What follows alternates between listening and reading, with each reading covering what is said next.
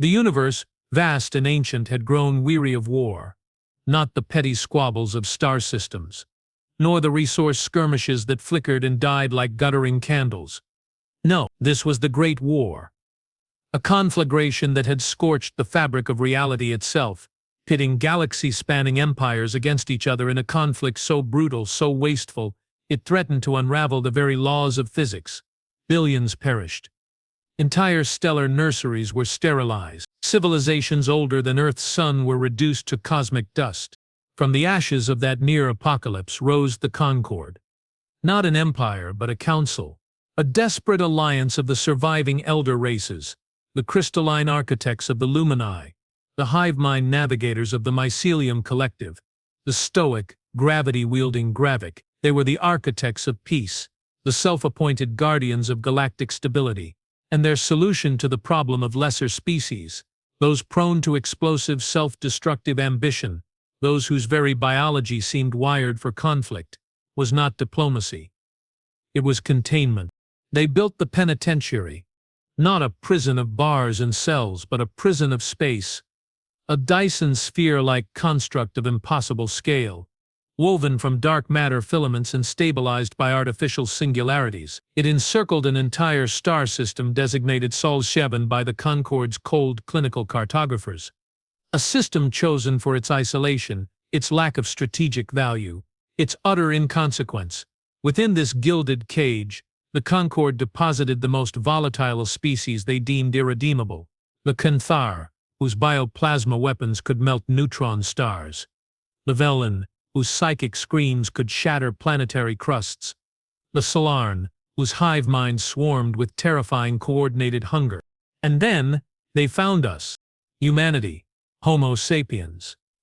A species barely out of its planetary cradle, having just ignited its first fusion torches when the Concord's silent obsidian harvesters descended upon a fractured, war-torn Earth. The Great War hadn't touched Sol directly, but humanity's own internecine conflicts, the resource wars, the bioplague revolts, the orbital skirmishes over Luna's helium-3 had painted a target on their collective back. To the Concord, observing from their serene post-scarcity paradises, humanity wasn't just volatile, they were cancerous, a death world species.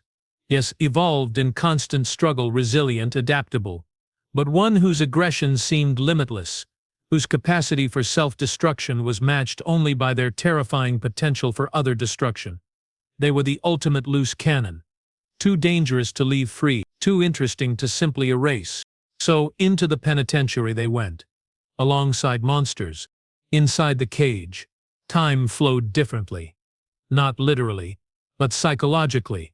Decades stretched into a suffocating eternity. The initial shock of capture, the silent, effortless plucking of entire cities from Earth's surface, the disorientation of waking in sterile, featureless transit pods orbiting an unfamiliar sun, gave way to a grinding despair. Then, inevitably, to rage. The penitentiary wasn't designed for comfort, it was designed for observation and containment. Habitats were provided, vast, domed arcologies on the system's lone habitable world, designated simply Haven, but resources were strictly rationed. Energy, water, raw materials, all metered by the Concord overseers, their motives inscrutable, their presence felt only through the omnipresent. Humming drones that patrolled the skies and the cold, synthesized voices that issued directives over the comms. Dr. Aris Thorne stood on the observation deck of Arcology Gamma, his knuckles white on the reinforced plexus steel railing. Below, Haven sprawled a patchwork of human desperation and alien squalor. Human sectors, built with salvaged Earth tech and sheer stubbornness, stood in stark contrast to the organic, pulsating hives of the Cathar or the crystalline spires of the Velen. The air, even filtered, carried the acrid tang of ozone, alien pheromones, and the ever-present undercurrent of human sweat and fear. Aris wasn't a soldier. He was an exogeologist, once mapping the mineral wealth of Mars, now mapping the slow erosion of human spirit. His eyes, deep-set and shadowed by exhaustion, scanned the horizon where the penitentiary's inner shell, a shimmering, impossibly distant dome of captured starlight, curved against the bruised purple sky. It was beautiful, and it was a tomb. Still staring at the ceiling, Doc? A voice, rough as gravel but laced with a weary humor, cut through his thoughts. Commander Jax Rourke leaned against the bulkhead, arms crossed. His uniform was patched, his face a roadmap of old scars and newer lines of stress. But his eyes, pale blue, sharp as flint, held a fire that hadn't dimmed in 20 years. He was Arcology Gamma's de facto leader, a former UN peacekeeper who'd seen too much of humanity's worst to ever believe in easy solutions, yet somehow still fought for its best. It won't bite, much. It's not the shell I'm worried about, Jax, Eris murmured, not turning. It's what's beneath it. The silence from the overseers, it's thicker than usual, like they're holding their breath. Rourke pushed off the wall, joining him at the railing. He followed Aris's gaze, not to the shell but down to the teeming streets. They're always watching, always waiting for us to crack, to turn on each other, or worse, to try something stupid against the walls. He spat, the gesture small but defiant. Let 'em watch. We've survived worse than this cage. We survived ourselves. Have we? Aris finally looked at him, his voice low. Down there, the ration riots last week. The Qatar enforcers the overseers sent in. Jax, they used bioplasma. On children. His voice cracked. We're not just prisoners, Jax. We're lab rats in their grand experiment on societal collapse. Rourke's jaw tightened. He'd seen the aftermath. The charred, weeping craters where playgrounds used to be. The hollow eyes of parents who'd lost everything again. But he couldn't afford the luxury of despair. Not yet. Then we prove 'em wrong, Doc. We show 'em humanity doesn't break. We adapt. We build. He gestured towards the Arcology's lower levels, where the faint clang of metal on metal echoed up. Down in the foundry, they're not just fixing pipes, they're making things the overseers didn't account for. Eris knew. He'd seen the schematics smuggled to him, crude, brilliant adaptations of scavenged drone parts, repurposed power conduits, jury-rigged comms arrays that whispered secrets across the Arcologies. Human ingenuity, owned by millennia of scraping survival from a hostile world, was finding purchase even here. But ingenuity needed direction, needed a spark. Before Eris could respond, the comms panel on the wall beside them crackled to life. Not the usual overseer monotone, but a human voice, tight with panic. Command, this is Sector 7 Watch. Multiple Kanthar warbands converging on the western hydroponics. They're tearing through the perimeter. They've got plasma cutters. Rourke's hand snapped to the comm. How many? Weapons status. Dozens. Maybe hundreds. They're screaming about the cleansing. Our militia's holding the main gate, but they're outgunned. They're using human corpses as shields. A cold fury, colder than the void outside the penitentiary, settled over Rourke. The Qatar. Always. The Qatar. Driven by a fanatical belief that only their hive purity could survive the cage. They saw the other species, and especially the fragmented, individualistic humans, as contaminants to be purged. The overseers tolerated it. Encouraged it perhaps as a pressure valve. Lockdown Gamma. Seal all external hatches. Eris, get to the medbay. Prep for mass casualties. Rourke barked, already turning, his mind shifting from weary administrator to battlefield commander in an instant. I'm taking the rapid response. Tell them to hold that gate for 5 minutes. 5 minutes. He was halfway down the corridor when Eris called after him, his voice strained. Jax! Be careful. There's something else. The overseer drones, they're not intervening, they're just hovering. Watching. Rourke paused, a grim understanding dawning. This wasn't just a Kothar raid. This was a test. A demonstration. The Concord wanted to see how the rats fought in the maze. He met Aris's worried gaze, a flicker of something dangerous in his own eyes. Then let's give 'em a show they won't forget. He growled and vanished into the thrumming chaos of the Arcology. From a vantage point high in the crystalline spire of the Velen Enclave, Overseer Kalen observed the unfolding violence through multiple sensory spectrums. His form was indistinct, a shifting lattice of light and shadow contained within a hovering obsidian sphere. The standard interface for Concord observation. To Kalen, the penitentiary was a masterpiece of controlled chaos. The data streams flowing into his consciousness were symphonies of conflict, heat signatures flaring like angry stars, biosigns spiking with adrenaline and terror, the resonant frequencies of plasma weapons singing their destructive song. Fascinating, Kalen pulsed silently to his internal logs. The Homo sapiens exhibit remarkable cohesion under duress. Their militia formations, while primitive, display adaptive tactics. Note the use of repurposed environmental scrubbers as crude sonic emitters to disrupt Cathar biosensors. Resourceful. Predictably violent, but resourceful. He watched Commander Rourke's small armored skimmer weave through the smoke-choked streets, flanked by a dozen similarly equipped humans. They moved with a desperate, coordinated ferocity that was unsettling.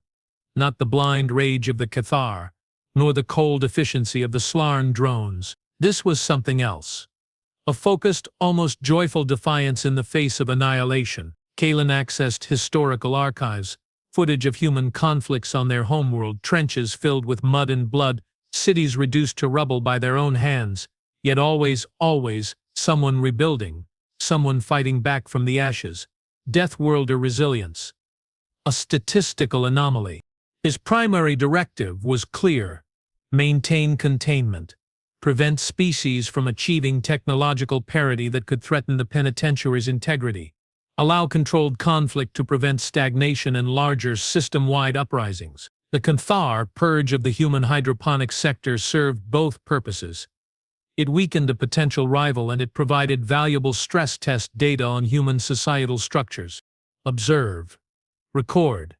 Do not interfere, Kalen instructed his drone network. The hovering spheres maintained their positions, lenses drinking in the carnage below. A human militiaman, cornered near a shattered water main, raised a jury-rigged railgun cobbled from a construction loader. He fired. The projectile punching through the chitinous chest of a Cathar warrior. The alien shrieked, a sound that vibrated through the very ground, before collapsing. The human didn't cheer, he just reloaded, his face a mask of grim determination, already scanning for the next threat. Emotionally complex, Kalen noted. Capable of profound sacrifice, yet prone to self-sabotage, a paradox wrapped in fragile flesh. He felt a flicker of something akin to curiosity. It was an inefficient emotion, unnecessary. He suppressed it. Data was sufficient. Below, the tide seemed to turn. Rourke's team, using the narrow alleyways and pre-positioned traps, hidden pits lined with scavenged shrapnel, nets woven from super-strong polymer cables, began to funnel the Cathar charge into kill zones. Human snipers perched on rooftops picked off leaders. The Cathar, reliant on overwhelming numbers and brute force, faltered in the confined urban space. Their bioplasma weapons, devastating in the open, were less effective against targets using cover and mobility. Adapting faster than projected, Kalen logged. A subtle shift in his internal resonance. Threat assessment. Moderate. Recommend increased resource rationing for Gamma Sector to induce internal friction. Monitor Commander Rourke closely. Subject exhibits high leadership potential and high volatility. As the last Cathar warband, leaderless and disorganized, retreated into the smoldering ruins of the hydroponics complex, leaving behind a field of the dead and dying. A strange quiet descended. Not peace, the heavy, exhausted silence of survivors.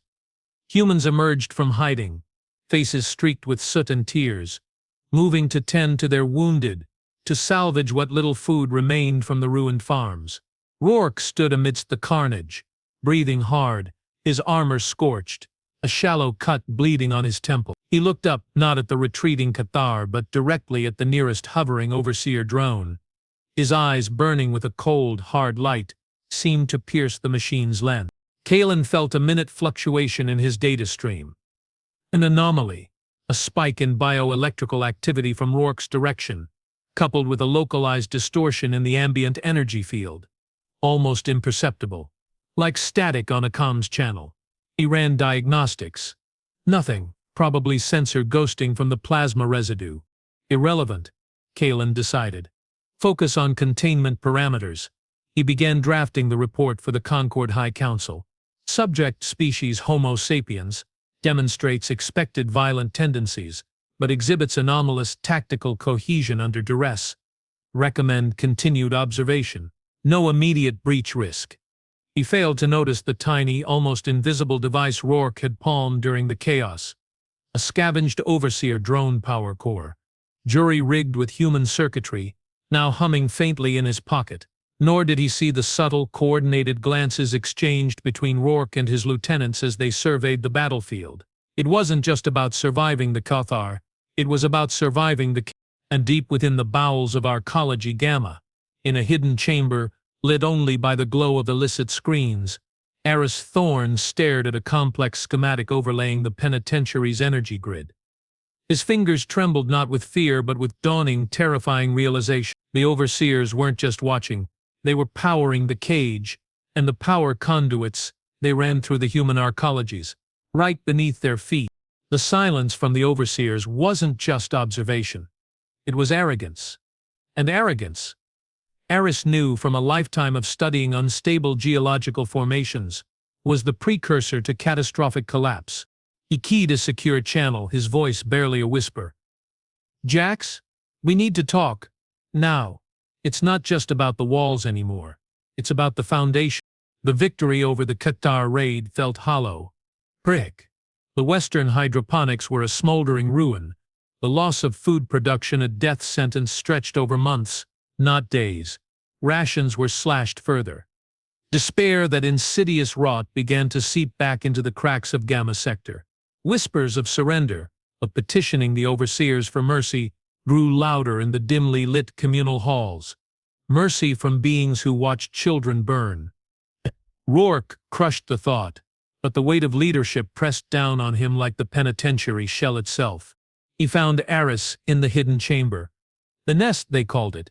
It was a repurposed maintenance crawlspace, walls lined with scavenged insulation, the air thick with the smell of ozone and solder, screens flickered with complex energy schematics, star charts of the penitentiary's structure and fragmented data streams painstakingly siphoned from overseer comms.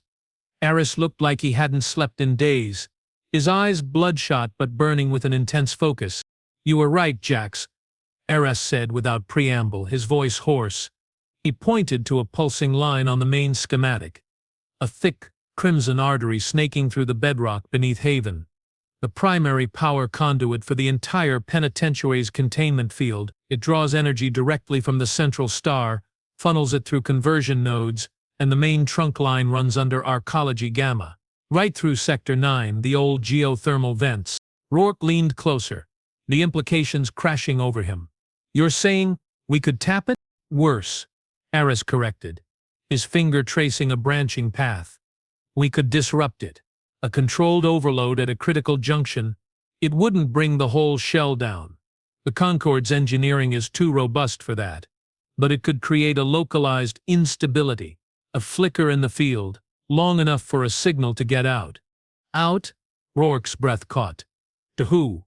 "Earth's gone, Eris. Scattered dust." "The Concord controls everything." "Not everything," Eris insisted, a desperate hope flaring in his eyes.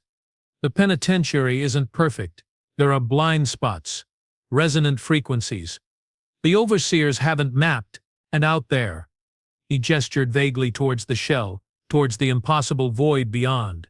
"There might be others, other cages, other survivors, or something else.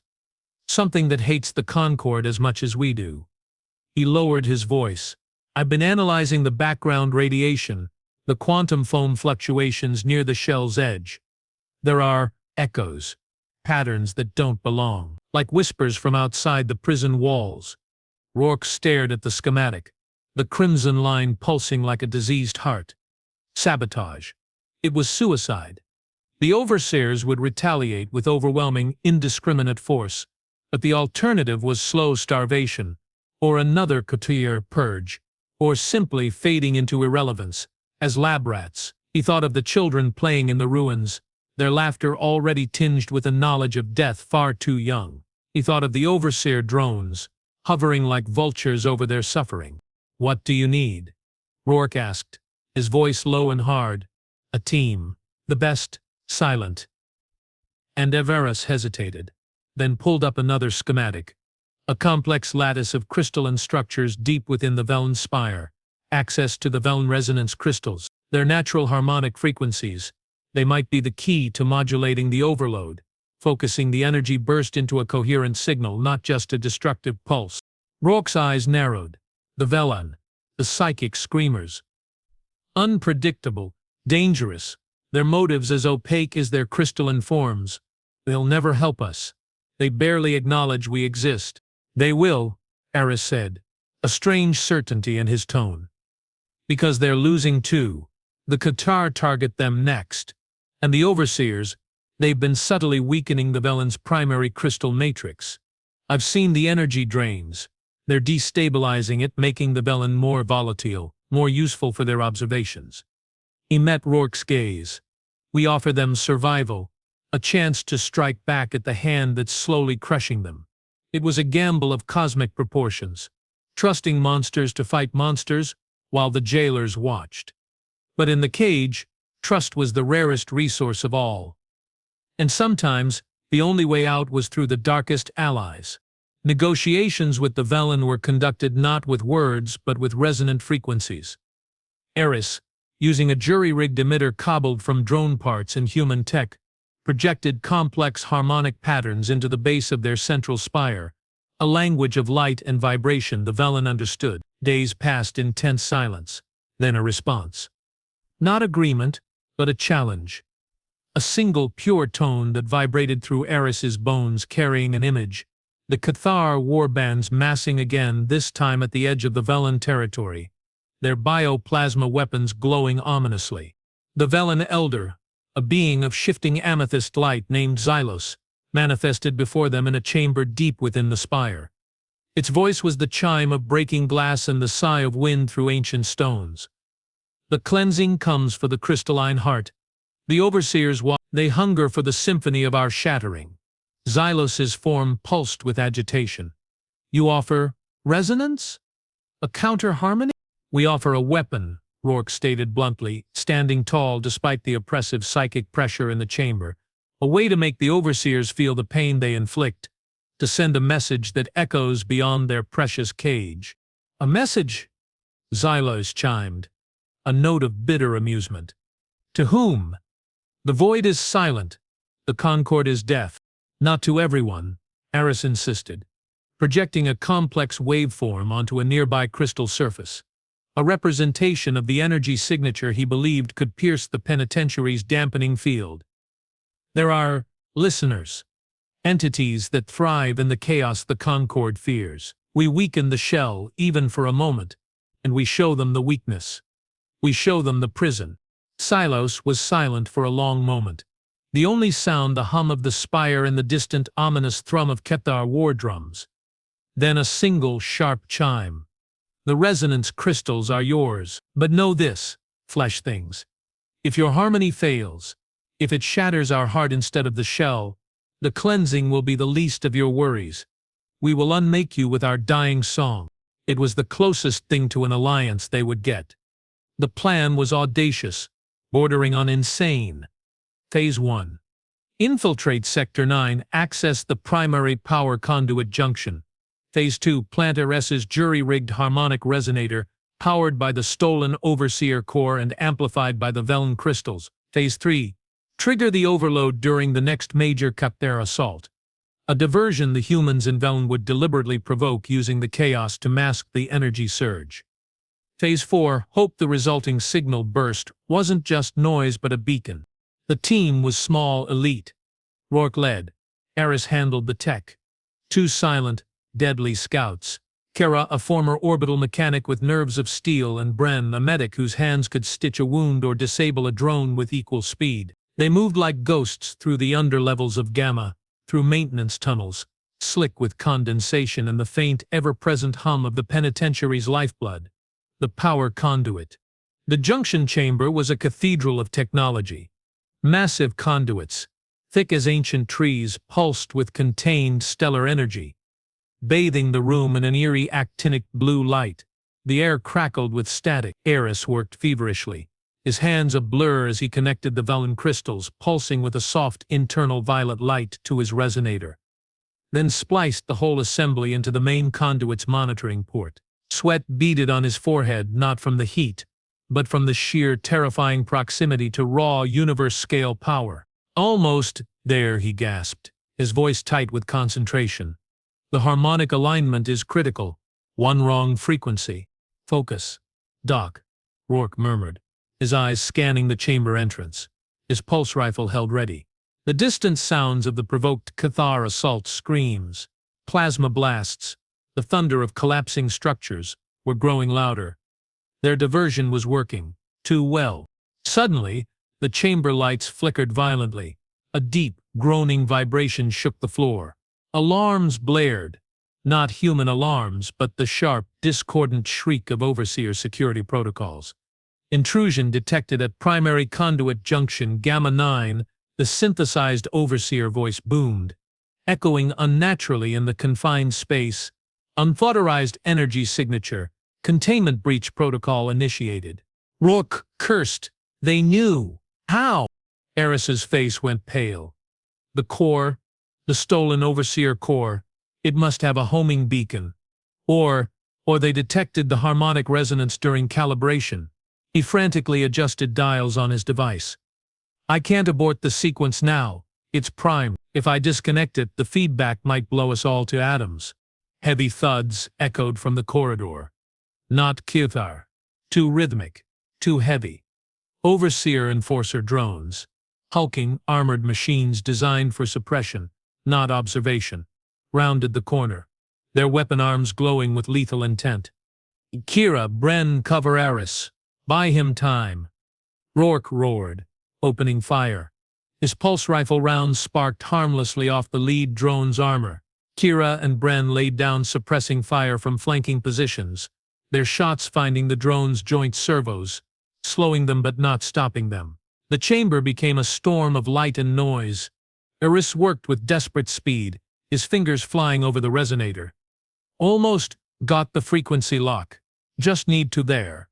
He slammed a final connection home. The Velen crystals flared brilliantly, bathing the chamber in violet light. The resonator emitted a low, powerful hum that vibrated through the very metal of the conduits. "It's active, but I need to trigger the overload manually. The remote's fried." The lead Enforcer drone raised its primary weapon, a massive energy cannon, directly at Eris. Rourke saw it happen in slow motion. He threw himself forward, shoving Eris aside just as the cannon fired. The blast seared through Rourke's left shoulder, throwing him against the conduit wall with bone-jarring force. He slid to the floor, blood soaking his tunic, his vision swimming. "Jax!" Eris screamed. "Do it, Eris." Rourke gasped, struggling to raise his rifle one-handed. "Send the signal." Eris, tears streaming down his face, looked from his wounded friend to the resonator. He saw the Enforcer drones advancing, saw Kira and Bren falling back, wounded. He saw no other choice. With a cry that was part sob, part roar of defiance, he slammed his fist onto the resonator's activation plate. The world exploded, not with fire but with sound.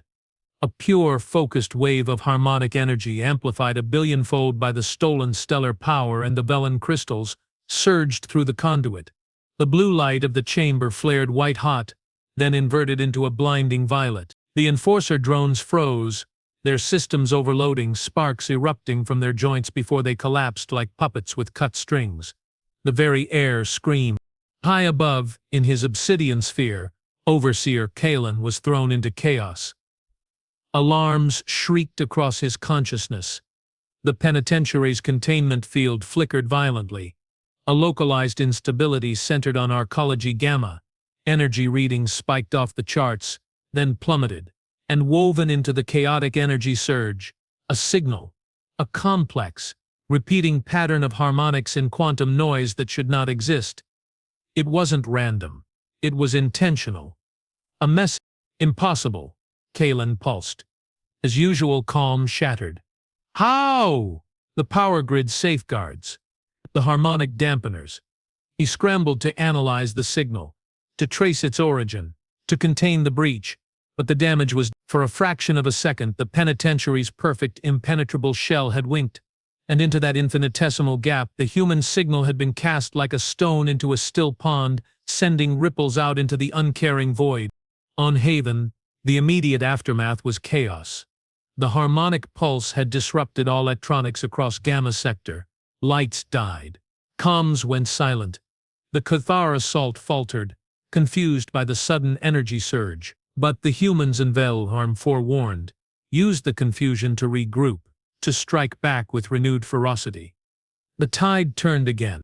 In the ruined junction chamber, Eris crawled to Rourke's side. The commander was pale, his breathing shallow but alive. He managed a weak grin. Did we do it, Doc? Eris looked up at the still flickering conduit, then towards the distant shell, invisible but felt. We sent the message, Jax, he whispered, his voice thick with emotion. Now, we will. Kalen reported the breach to the Concord High Council. The response was not anger, but concern, a deep, resonant dissonance in the Council's collective consciousness. The signal, it carries the resonance signature of the Void Weavers, pulsed elder lumini, their crystalline forms shimmering with unease. The ancient enemies, the ones who thrive in entropy, who seek to unmake all ordered structures. Impossible, countered a Gravic representative, their voice like grinding tectonic plates. The Void Weavers were banished beyond the cosmological horizon eons ago. Their influence cannot reach here. Yet the harmonic signature is undeniable, insisted the Mycelium Collective. Their thoughts a rustling chorus. The humans? They have touched something they do not understand. They have opened a door. Kalen felt a cold dread, colder than the void. The humans hadn't just sent a distress call. They had sent a summons to the very entities the Concord had built the penitentiary to protect the galaxy from. The Deathworlders hadn't just broken the rules. They had shattered the foundation of the Concord's entire philosophy of control. Containment protocols must be escalated, the Council decreed, their collective voice now sharp with urgency. The human species represents an unacceptable existential risk, not just to the penitentiary, but to all ordered civilization. Directive Alpha Omega is authorized. Kalen understood. Directive Alpha Omega meant total sterilization, not just of the humans but of all species within the penitentiary. A clean sweep. Erase the experiment. Erase the mistake. Before the Void Weavers answered the call, he looked down at Haven, at the tiny, flickering lights of the human arcologies. He saw Commander Rourke being carried to safety, saw Eris Thorne tending to him, saw the defiant spark in their eyes even now. He saw the Velen spire, pulsing with a new, wary energy. They had no idea what they had unleashed. They thought they were fighting for freedom. They were fighting for oblivion. And the Concord, in their serene, distant sanctuaries, had already pressed the button. High above Haven, hidden within the penitentiary's shell, massive orbital platforms began to power up. Not observation drones, not enforcers, planet cracker arrays. Weapons designed to reduce worlds to molten slag. The final solution. The cage wasn't just a prison anymore. It was a death sentence, and the execution was imminent. The first sign wasn't fire from the sky. It was silence. An unnatural, suffocating silence that fell over Haven like a shroud. The ever-present hum of the penitentiary systems, the lifeblood of the cage stuttered and died. The ambient light from the shell dimmed, plunging the world into an eerie twilight. Comms were dead. Power grids across all sectors went dark.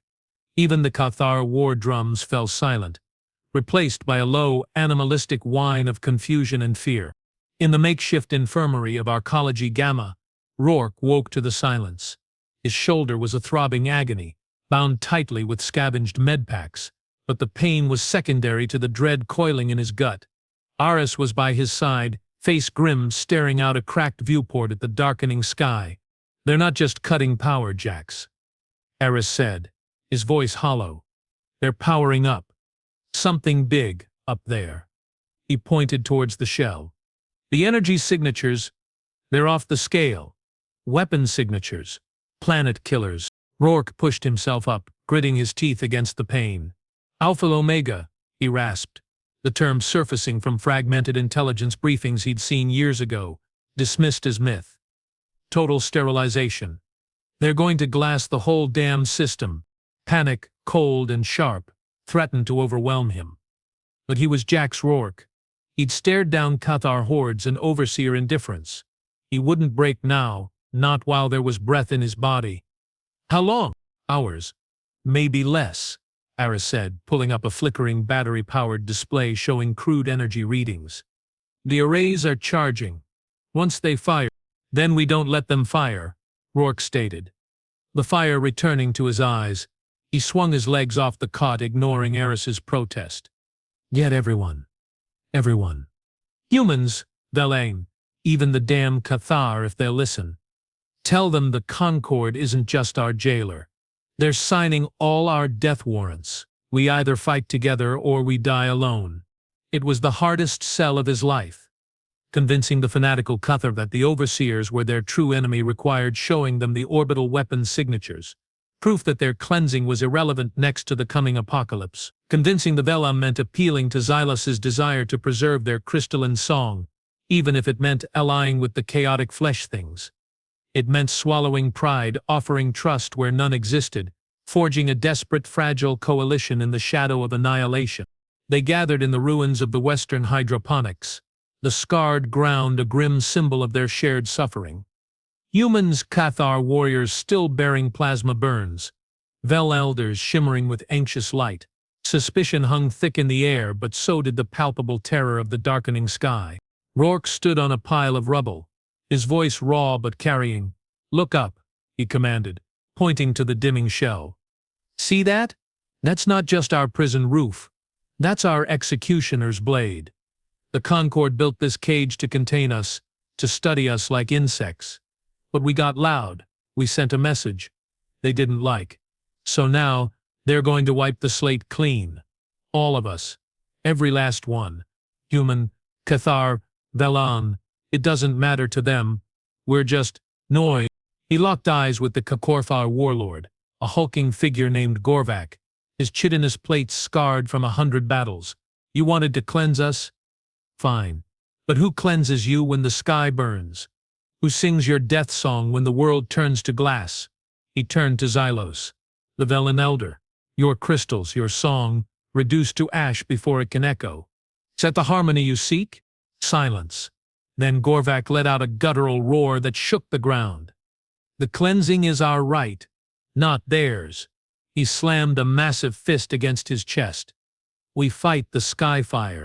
Xylos chimed, a complex, mournful tone that resonated through the assembled crowd. The song must not end in silence. We lend our resonance. For the final chord. The coalition was born in that moment. Not of trust, but of shared desperate fury. The plan was born of madness and necessity. They couldn't reach the orbital platforms, but they could reach the power source. The same primary conduit that Aris had tapped. If they could induce a catastrophic overload at the source, the stellar conversion nodes deep within the penitentiary's shell structure, it might destabilize the entire energy grid, crippling the planet cracker arrays before they could fire. It was a suicide mission. The nodes were buried in the most heavily shielded, overseer-patrolled sections of the shell's infrastructure. Getting there meant traversing kilometers of lethal void, crawling through maintenance conduits bathed in raw stellar radiation, and fighting through waves of enforcer drones. Rourke led the strike team. His shoulder was bound, his movements stiff, but his resolve was iron. Iris, Kira, Bren, Gorvak, and 2 Velan resonators. Xylos's chosen made up the core.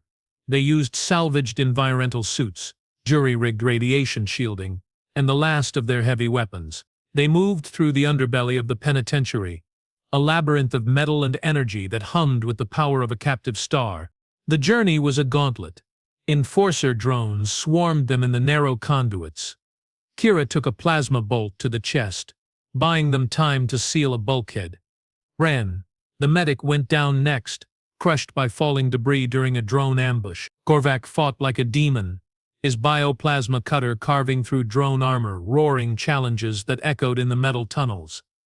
The Vel resonators used focused sonic pulses to shatter drone sensors and disrupt their coordination, their crystalline forms glowing fiercely in the gloom. Rourke pushed forward, driven by the image of haven below, of the millions waiting for the sky to fall. He thought of Earth, not as it was, but as the idea of it, the stubborn, messy, beautiful struggle to survive against all odds. That was humanity's legacy. Not just to endure, but to defy. They reached the outer shell access point, a massive airlock leading to the void-facing maintenance gantries. Beyond the thick viewport, the true scale of the penitentiary was revealed. They stood on the inner surface of a sphere that enclosed the distant sun was a seething ball of plasma, its light diffused and controlled by the shell's inner layers, and arrayed against the star's fury, like black teeth, were the silhouettes of the planet cracker platforms, their weapon emitters glowing with building, apocalyptic power. Almost there, Rourke gasped, checking his suit seals. Radiation warnings flashed on his HUD. The primary node is 500 meters along that gantry, straight into the heart of the beast. Korvac grunted, hefting his cutter, for the cleansing of them. The Velden resonators chimed in unison, a note of pure, focused energy. For the song, they cycled the airlock. The void rushed in, silent and deadly. They moved quickly across the gantry, magnetic boots clanging on the metal. The heat from the nearby star was intense, even through their suits. Radiation alarms screamed constantly. And then the enforcers came, not dozens, but hundreds. A tidal wave of black armor pouring from access hatches along the gantry, their weapons blazing. It was a slaughter. Korvac fell first, overwhelmed by sheer numbers, his final roar cut short by a concentrated energy blast. One Vel resonator shattered under sustained fire, its song ending in a discordant shriek. Kira, fighting with desperate courage, was blown off the gantry into the void, her scream lost in the silence. Rourke, Eris, and the last Vel resonator were driven back, cornered near the entrance to the primary node chamber. Rourke's suit was breached, blood freezing in the vacuum. Eris was hit in the leg, dragging himself forward. The enforcers advanced, relentless. "This is it, Doc," Rourke rasped over the suit comm, his voice thick with blood. "Get to the node. Do what you gotta do." Eris shook his head, tears freezing on his cheeks. "I can't leave you." "You're not leaving me," Rourke said, a ghost of his old grin touching his lips. "You're finishing the job. For all of us." He shoved Eris towards the node chamber entrance, then turned, raising his last functional weapon, a heavy plasma pistol, towards the advancing drones. "Go!" Eris stumbled into the chamber, the last Velshel resonator close behind. He saw the node, a colossal sphere of swirling energy, drawing power directly from the star, feeding it into the penitentiary systems, including the planet crackers. He had minutes, maybe seconds. He worked frantically, connecting the last of the Velen crystals to his resonator, bypassing fried circuits, rerouting power conduits with bleeding fingers. The resonator whined, struggling to draw enough power. Outside, the sounds of Rourke's last stand were horrifyingly silent, but Eris could imagine it. The defiant shouts, the bursts of plasma fire, the final crushing impact. "Focus the resonance," Eris yelled to the Velen. "Maximum harmonic dissonance. Target the node's core frequency." The Velen resonator pulsed, its light flaring blindingly bright. It projected a complex, shrieking harmonic pattern directly into the node.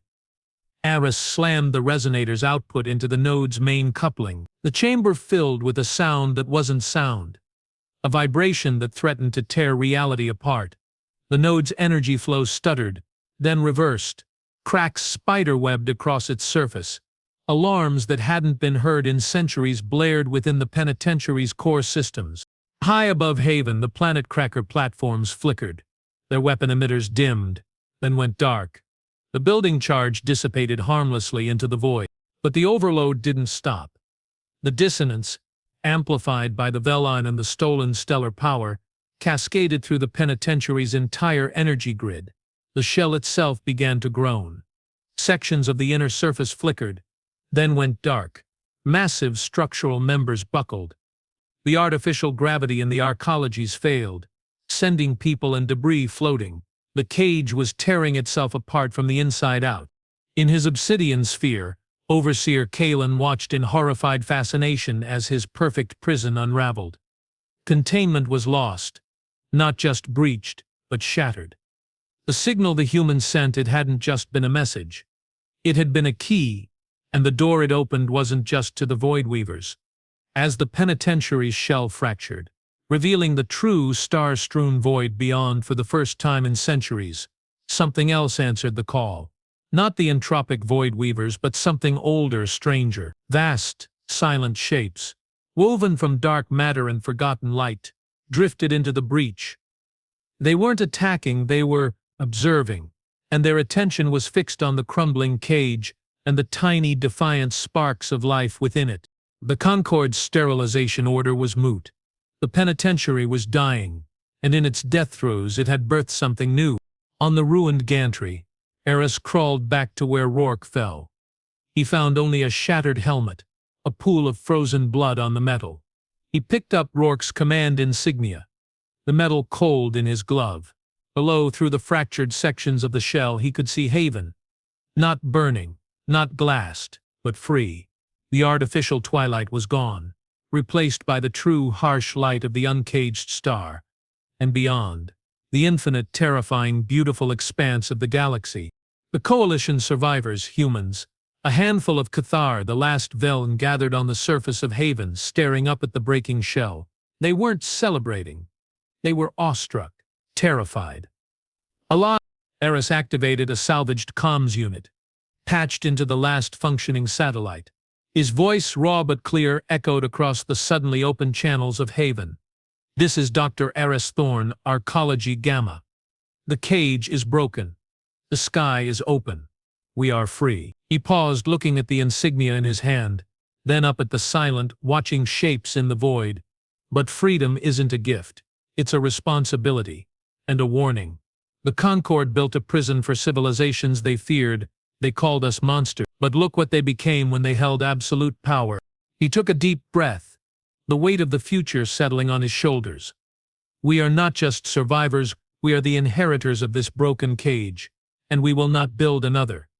We will build something better. Or we will die trying. This is Haven. This is humanity. And we are going home. Home wasn't Earth. Earth was dust.